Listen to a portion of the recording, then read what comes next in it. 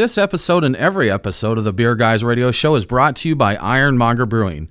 Visit Monger at their tap room in Marietta, Georgia, or online at ironmongerbrewing.com.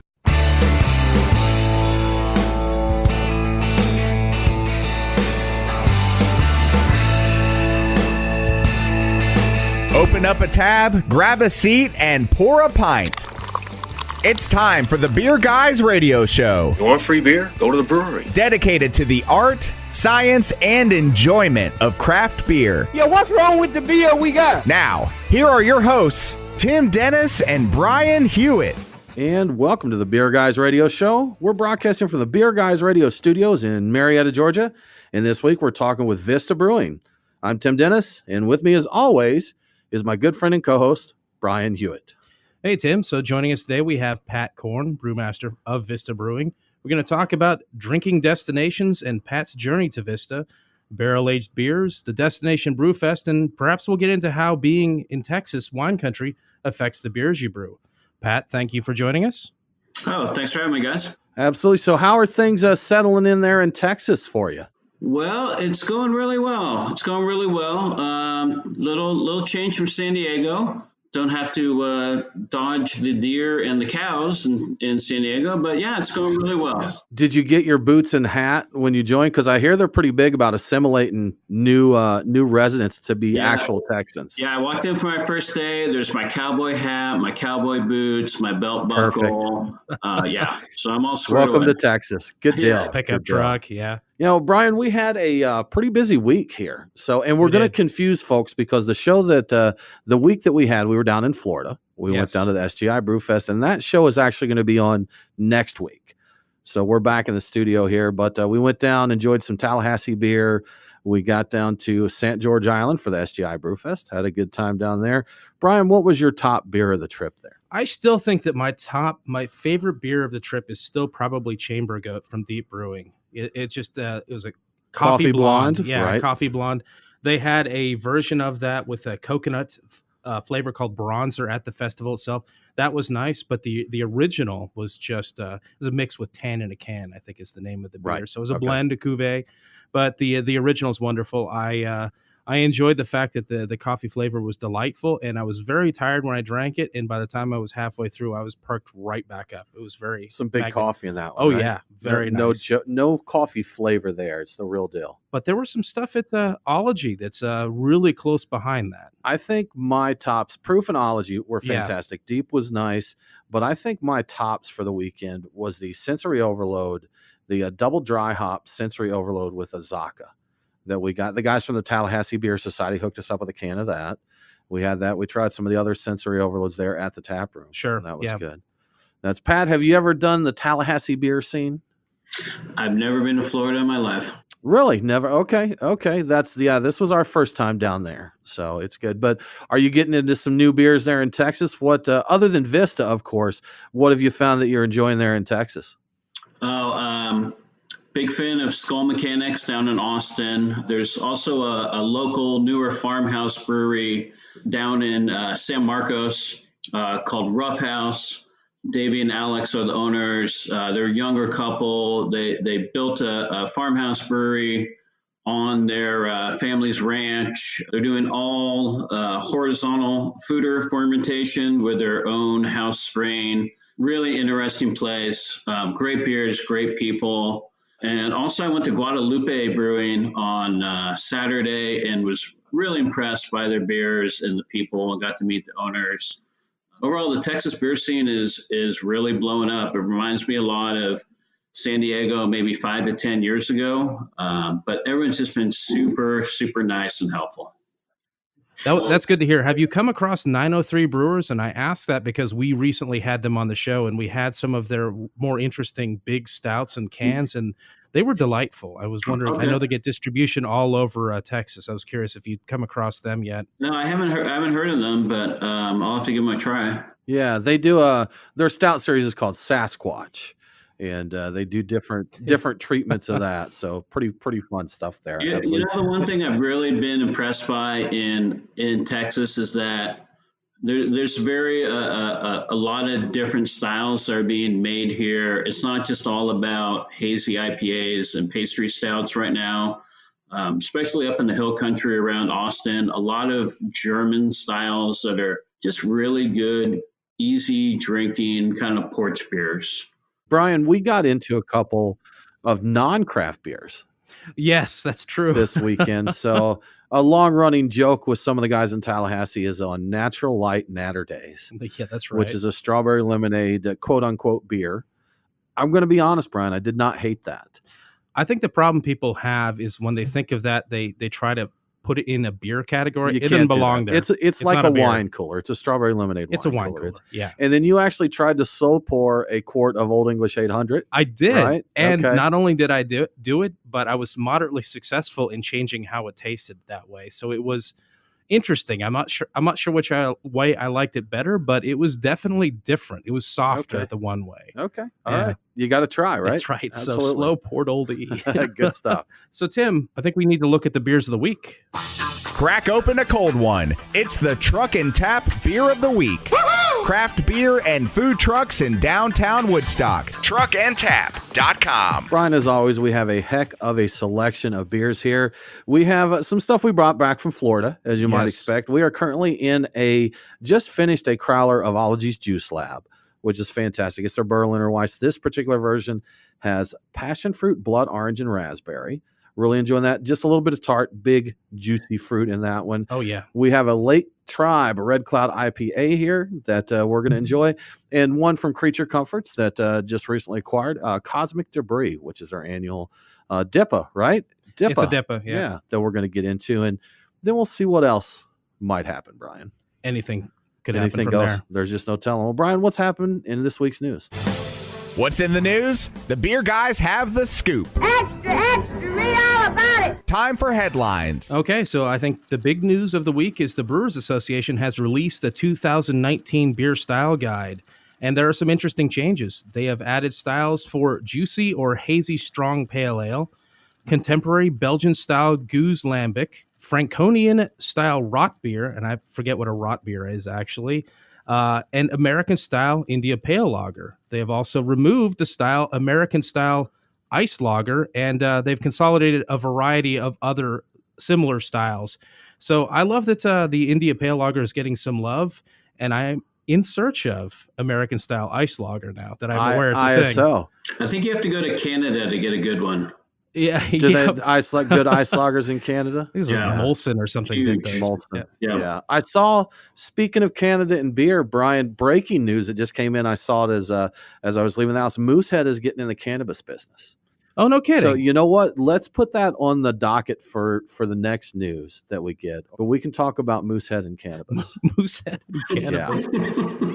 Well, you know what? Almost connected to this, probably related to this. Good news for people who are just too, quote, tired to go on a beer run. 7-Eleven is now delivering beer to 18 U.S. cities.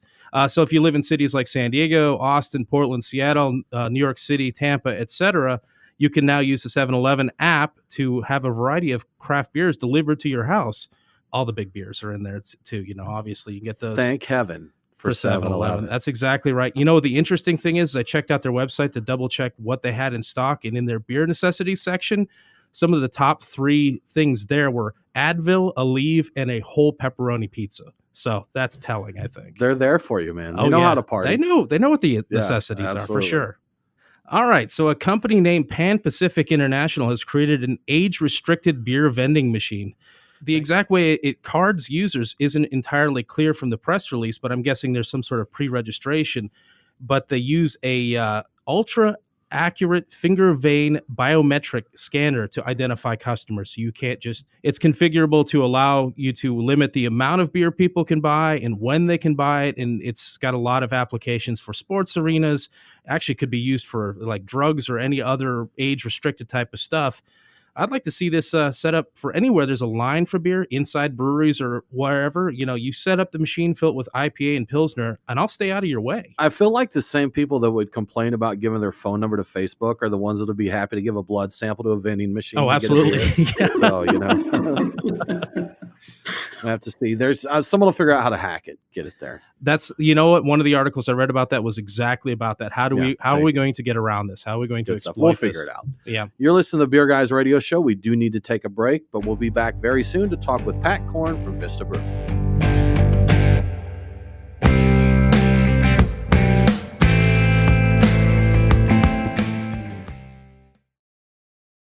We are Reformation Brewery, celebrating the reformer in you. Locally crafted within the renowned Etowah watershed of Woodstock, Georgia, Reformation creates yeast-forward brews full of aroma and flavor crafted to last. Come see us in beautiful Woodstock, Georgia, for a tour and tasting of unique brews that you can't find anywhere else. Reformation Brewery.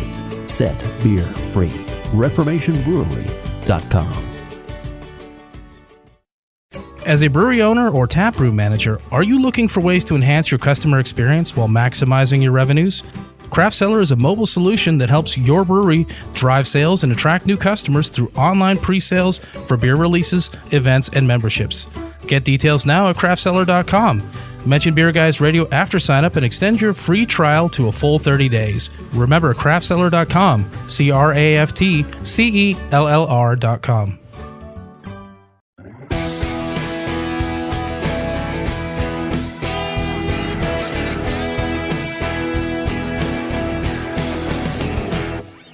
Follow the Beer Guys on Facebook, Twitter, and Instagram. Well, I'm sure I'd feel much worse if I weren't under such heavy sedation. Now, back to the Beer Guys Radio Show. Welcome back to the Beer Guys Radio Show. If you miss an episode, don't worry. All episodes are available as a podcast. Subscribe on your favorite podcasting app and never miss a show. Now more from Vista Brewing's Pat Korn. Pat, thanks again for joining us. We really appreciate it. Anytime. So for those that may not be familiar with your background, can you tell us a little bit about kind of how you got into brewing and your brewing history? Yeah. So I'd have to go back before brewing. Actually, after I was in the military in Germany for 3 years, I came back and actually lived in Napa. I grew up in Northern California and I actually worked at a winery there for a year, Spring Mountain Vineyards in St. Helena. Worked there for a year and really, I kind of always wanted to be a winemaker, but I very quickly realized that I just wasn't, I don't want to say smart enough, but chemistry and microbiology were not really my forte. But I worked there for a year and really caught the bug. And at the time, I met a girl who I fell in love with, and she lived in San Diego. And at the time, I had friends who lived down there, and my brother lived down there. So I moved down and hung out and went to school for a couple years and ended up getting a job at Karl Strauss, which for maybe some people don't know, but Karl Strauss was an actual man. He worked for Pabst for, 50 years. And his cousin had started a brew pub in downtown San Diego. It's still there. They started in 1989. And I just went down there and actually was a waiter there while I was going to San Diego State. And they needed help in the brewery, and because of my wine background, they went ahead and hired me. So I worked at Karl Strauss for about 8 years. From there, I went to a brew pub in La Jolla, which will go unnamed. And then I started working at Green Flash in 2010. About 2012, 2013, at GABF, we went to Crooked Stave, which I'm sure most of your listeners have heard of. Very intrigued by the fact that he didn't have a brewery. He just got wort shipped to him, and he just put it into barrels. And so I kind of pitched this idea to the owner of Green Flash at the time, and they were very intrigued. And long story short, I built up, I took over the barrel program. I had about 80 barrels when we started, and by the time I left there, we had about 1,000. Came up with the concept for what was called Cellar 3, helped find the building, built it out, and ran that place for probably about 2.5, 3 years.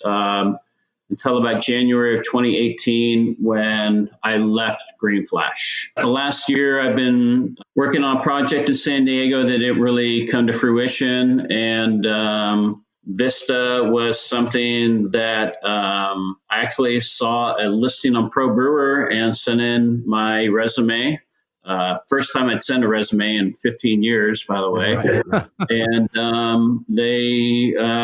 we started talking, and I ended up going out and meeting Kent and Karen, the owners, and just fell in love with the place and just decided I was ready to make a change. So, and you're actually we caught you just as you joined there. I think you said earlier, before we started recording here, you've been there 2.5 weeks now. Is that right? Yes, sir. Yeah. Well, if you count the week that I trained with their last brewer, Josh, it's 3.5 weeks. But yeah, I'm definitely trying to get my feet underneath me there. Yeah, that's quite a transition going from San Diego to to a little farm country in farm Texas. Country, outside hill country. Is the area they're in? Is that called the Texas Hill Country? Is that right? Yeah, Hill Country. We are in beautiful Driftwood, Texas, in the Hill Country. We're about 25 miles from downtown Austin.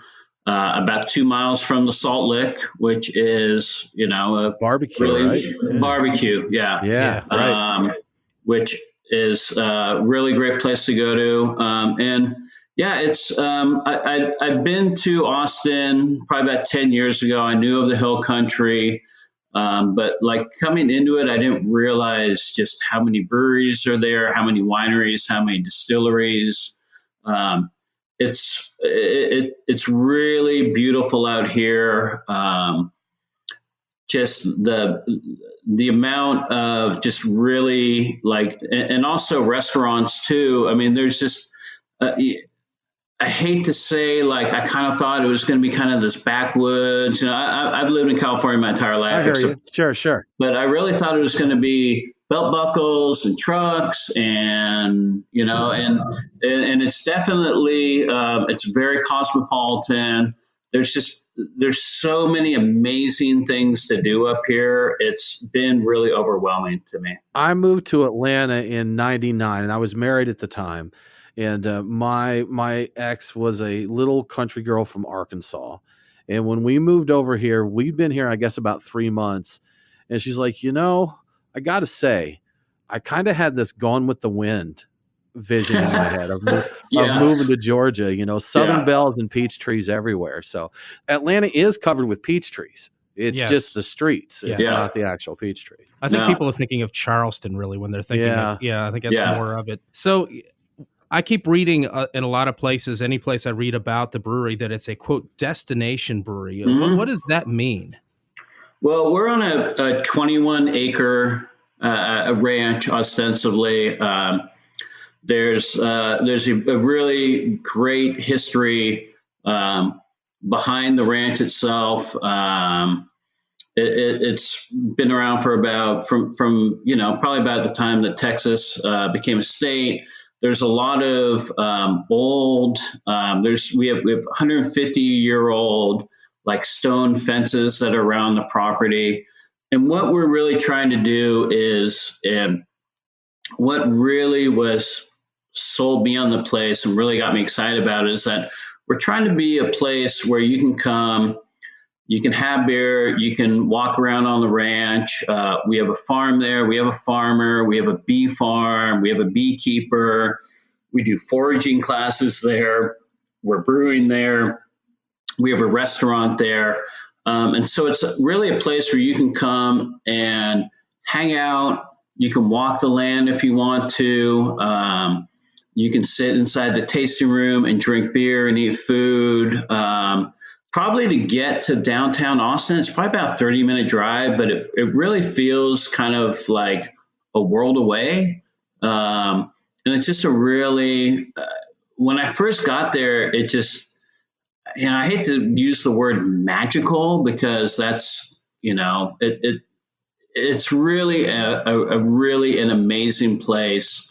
And I really think that we've been open for a year now, and I think that really we're getting ready to really go further and really expand on what we're doing.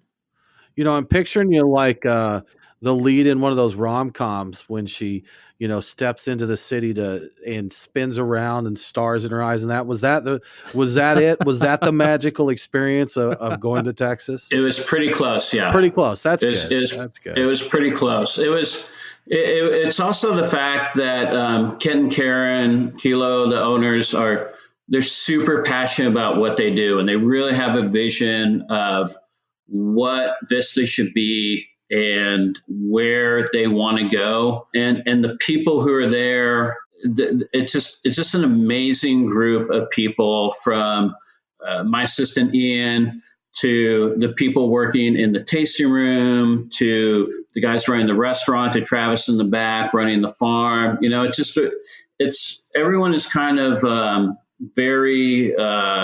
very keyed in, and we're all kind of on the same path to like where we want the place to be. It's a good place to be. Excellent. Now we're going to talk to you real soon about some hops and barrels and other things like that. You're listening to the Beer Guys Radio Show. We do need to take a break. We'll be back right after this.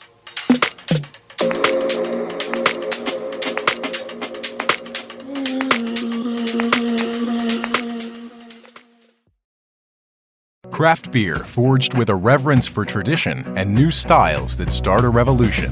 Ironmonger Brewing. The brewers at Ironmonger Brewing pride themselves at being masters of barrel-aged, hoppy, and sour beers. They invite you to their tap room in Marietta, Georgia to taste and see. Also visit their barrel room for an intimate drinking experience with great live entertainment. Keep up to date on all things Ironmonger by liking them on Facebook. Ironmonger Brewing, establishing a new standard in craft beer. Brian and Tim, the Beer Guys. If you're like us, no lunch or dinner is complete without a pint or two of craft beer. Which is why Truck and Tap in downtown Woodstock, Alpharetta, and Duluth are always on our list. Tim, why do they call it Truck and Tap? Well, the tap part is easy, Brian. They've got 18 of them. As for the truck part, that's where it gets interesting. Truck and Tap features your favorite Atlanta area food trucks, so you're getting a different menu every day. Truck and Tap in downtown Woodstock, Alpharetta, and Duluth. Truckandtap.com. Let them know that the Beer Guys sent you.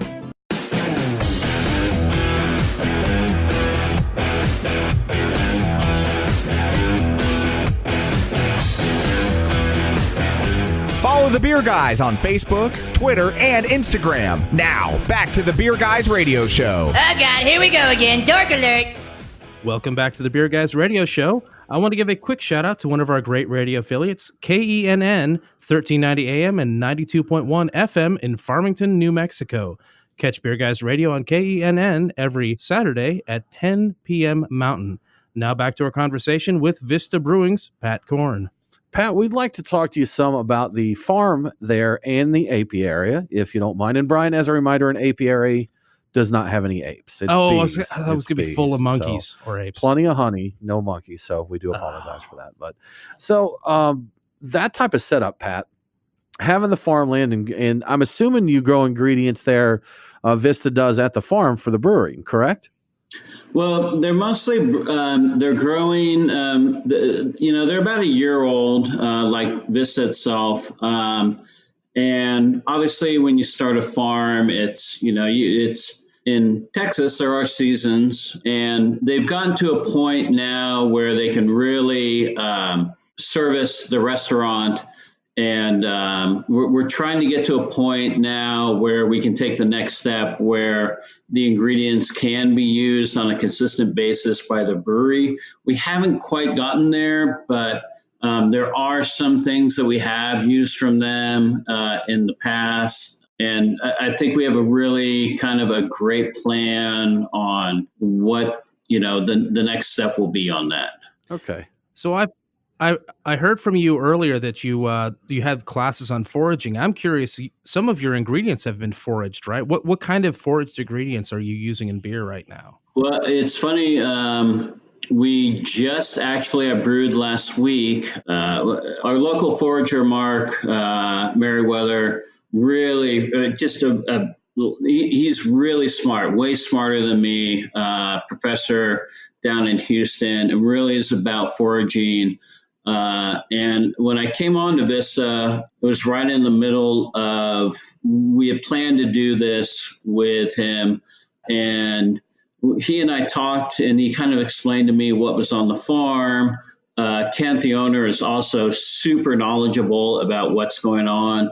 And so actually last week, we did a German Hefeweiss. I guess it'll be a Texas Hefeweiss, but we went ahead and foraged some dewberry flowers and some dandelion flowers that we threw into the beer. And then there's also some pineapple sage that we are going to be adding post-fermentation. And as we go forward with the seasons, we hope to really incorporate what's growing on the land into the beers. Are there any plans to try growing hops down there? It's so funny you mentioned that, because Kent and Karen showed up today, and they had some Cascade vines that we are going to be planting either this week or next week out in the farm to see if we can grow hops out there. I think it's interesting to see all the places that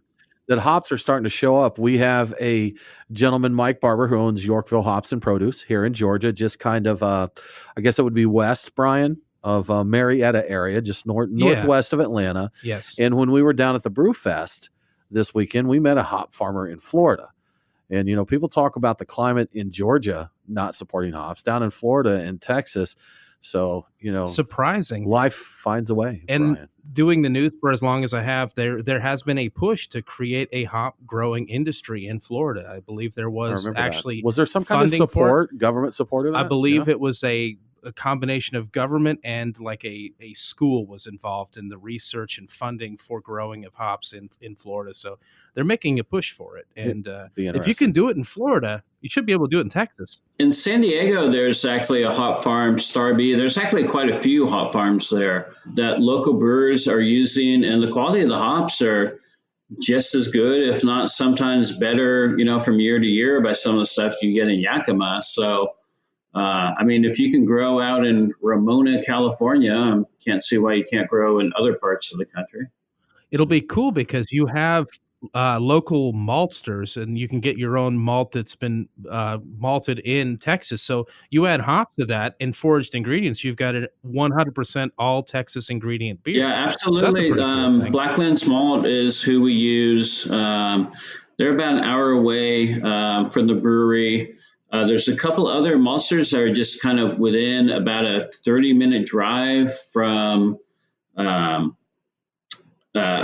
brewery itself. Then there's a lot more that are coming online as well too. It's cool to see that. We've got over here in Asheville, there is Riverbend Malt House that kind of serves this area, Georgia, Carolinas, and that. They actually have stuff that was grown in Georgia that they're reselling to the entire Southeast, and actually I think all the way up into Michigan and places like that too. Yeah. One thing about growing hops down south, you get some early harvest on them. And they were saying, I think Mike mentioned that he got 2 harvests last year. And I think the lady in Florida said she's expecting maybe 3, right? Maybe 3. Yeah. Yeah. That's crazy. Yeah, it's interesting. And also out here, I want to mention there's Texas Yeast Labs that are down in New Braunfels. Daniel and Gabby that they've been around for a little bit, and they're really working with local brewers. I actually just saw them this weekend, and they were supposed to actually come out today to actually try and see if we could get some yeast off of the bees. It's something that we've talked about using, local Texas, wild yeast and microflora to, make Texas beers. That was going to be a question. So far they have not done that, but it is a plan to develop that. Is that right? I think it's obviously when you work with wild yeast and microflora, that's a completely different animal. There's a lot more that goes into it. I think that they're at the stage now where their yeast is really great, super consistent. We've used them before. I've been very happy with them. I think that getting into that next step of doing that, it takes a it's not only a huge risk, but it's actually being able to do it and do it consistently is something that really needs to be kind of pondered over and talked about before the next step's taken. But yeah, it's something that I'm super excited about. So talking about local ingredients and mentioning bees has me thinking, I mean, you've got a completely monkey-free apiary there. So plenty of honey. Are you going to be making mead at some point? I mean, maybe. The problem with the aviary is that not the problem, is that it's very small right now. We only have about 18 hives, and there's just making the honey is pretty much dependent on the weather and how much rain you get. And really at the end of the day, what the bees give you, I would like to start with making a beer with honey and then possibly transitioning into mead. But, who knows? That is something that is definitely within our ability. I just don't think that we have enough bees right now. That's what I'm not sure how much it takes to get the necessary amount of honey. I know it takes a lot. I mean, we did small batches. We did 5-gallon batches, Brian. And I think what we'd use probably about 50% of a batch was honey, right? So, yeah, I'm thinking about it. I think it was nearly 20 pounds of honey that we went into like a 5.5 gallon carboy to make mead. But ours was very dense, very dessert-ish. Yeah. So, but you start talking barrel quantities. Yeah. How big's the brew house there, Pat? We have a 20-barrel Creveller brew house. Okay. See, you're gonna use. So you'd be working those bees to death, bro. So you could potentially treat barrels with honey the way they do it with maple syrup. Let it sit in there and maybe age beer on it. That's another. What are you talking about over there? I don't know. I'm just pondering. I get bad ideas and I like to share. No, keep talking. I'm taking notes right now. Okay. There you go. Put it in there like the maple bourbon barrel aged beers and that. But do that with honey instead. A honey barrel beer, yeah. Honey barrel beer. Maybe take a bourbon barrel, age the honey in that, then you have bourbon barrel aged honey, and then put a beer in that barrel, right? Pat, did you get that? Did you take those notes down? I got to catch up. I can only write so fast. All right. Well, this show will air on. Right. Yeah. Listen in and see what's going on there. Absolutely. You're listening to the Beer Guys Radio Show. We are going to take a break, but we'll be back very soon to talk more with Pat Korn from Vista Brewing.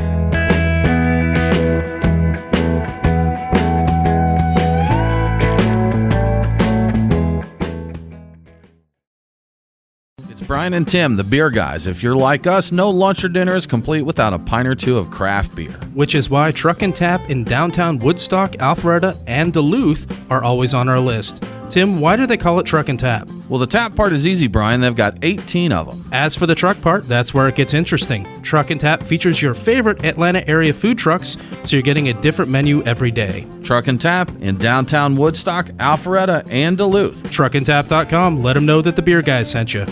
Craft beer forged with a reverence for tradition and new styles that start a revolution. Ironmonger Brewing. The brewers at Ironmonger Brewing pride themselves at being masters of barrel-aged, hoppy, and sour beers. They invite you to their tap room in Marietta, Georgia to taste and see. Also visit their barrel room for an intimate drinking experience with great live entertainment. Keep up to date on all things Ironmonger by liking them on Facebook. Ironmonger Brewing, establishing a new standard in craft beer.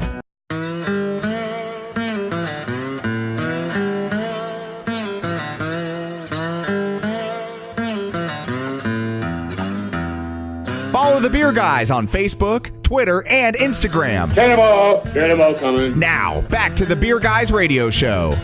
Welcome back to the Beer Guys Radio Show. If you enjoy the show, please consider supporting us on Patreon. Just go to patreon.com/beerguys. Patrons can get some cool perks like Beer Guys swag and commercial-free episodes. Now more from Vista Brewing's Pat Korn. Pat, we want to get a little nerdy here, a little brewing nerdy, and we want to talk about water. So I've seen that Vista has, I believe it is an artesian spring, an aquifer fed well. So the water there, are you able to use it just as it comes out of the ground, or do you still do like RO filtration and treat it? We just have a real simple charcoal filter that's mostly just kind of taking out any big pieces and any particulates that we don't necessarily want in the beer. But no, the water that comes out has a really great high mineral content. To be honest, we don't add any brewing salts. We don't add any acid to the mash.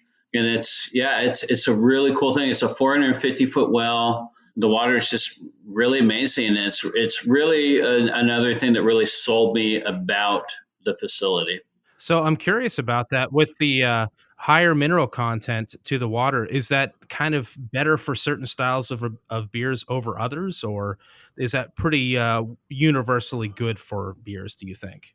I mean, I've looked at the reports we have, and it's not perfect for one, it's not perfect for another.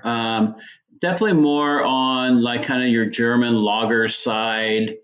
The IPAs that we make have a little bit more kind of softness to them. They don't really have a real kind of bracing dryness that you might get from a San Diego IPA.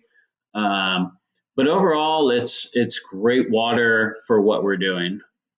Now you talk about the minerality in there, and one thing I always think about with that is beers like grisettes and saisons with a nice mineral note, and it makes me think of Fonta Flora, Brian. The beers that we've had from them, and they just have such a nice minerality to them. And the ones that did Southern Brewing Company, that they did in the Amphoras, the minerality that they get from those clay pots, it adds just a really nice note to the beers. Yeah, and it's not right or wrong or like better or worse than anything. It's just it's what you do and it's what you have, and that's another thing that really excites me about Vista is that we're taking what we have and trying to utilize it just the best way that we can. That makes sense. You work with what's local. You get a local Texas beer versus, I mean, if you did all the chemistry, strip everything down, you could produce something that's tastes like all the stuff that's distributed all around the country. So I mean, looking at the list of beers on Untappd, we noticed that a lot of heavily classically European influenced styles of beers. Are you going to continue with that going forward, or will there be some change-ups? There are some beers that we definitely will not change at all. Josh Watterson, who was the first brewer at Vista, who is now in the Atlanta area, is a classically trained.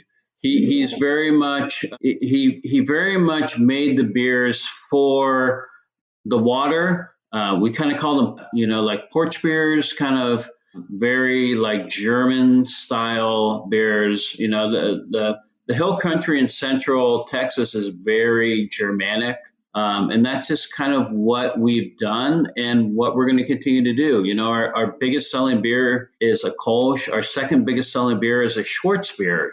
We call it a black Pilsner. But they're just 5% very classic German style beers that are great to drink when it's 100 degrees out or 50 degrees out. And obviously being a San Diego brewer, I will add my own kind of beers that I think can fit in the profile. But yeah, we don't make big changes, spur of the moment kind of thing at Vista. Sure.